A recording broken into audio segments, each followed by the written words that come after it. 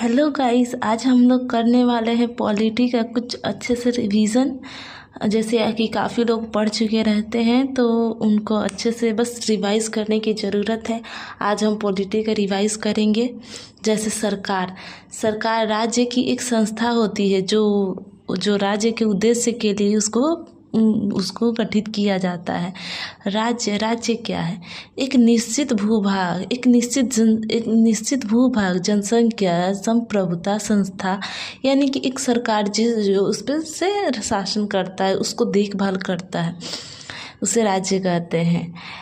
सरकार का तीन मेन कानून होता है, जैसे कानून बनाना जिसे विधायिका कहते हैं, कानून लागू करना जिसे कार्यपालिका कहते हैं, न्याय देना जिसे न्यायपालिका कहते हैं। कानून लागू करना कार्यपालिका का दो भाग है।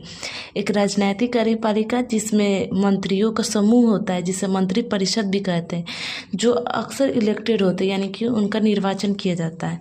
दूसरा का जो होता है वो प्रशासनिक कार्यपालिका होता है, जिसमें सिविल सेवकों का समूह होता है, यानी कि जिसे किसी भी संस्था द्वारा, जैसे यूपीएससी वगैरह के द्वारा इसका सिलेक्शन किया जाता है।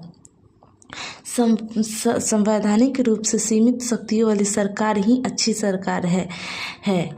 जैसे कि मतलब जिसमें अगर जैसे शक्तियाँ भी सीमित हो और सब पर नियंत्रण भी हो, तो वही एक अच्छे सरकार की निशानी होती है।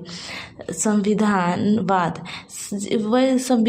हम उसे कहते हैं जिसमें संविधान जो होता है वो सर्वोपरि होता है, जिसमें संविधान राजनीतिक प्रणाली होता है, सीमित सरकार, लोकतंत्र, शक्तियों का पृथक्करण, विधि का शासन होता है।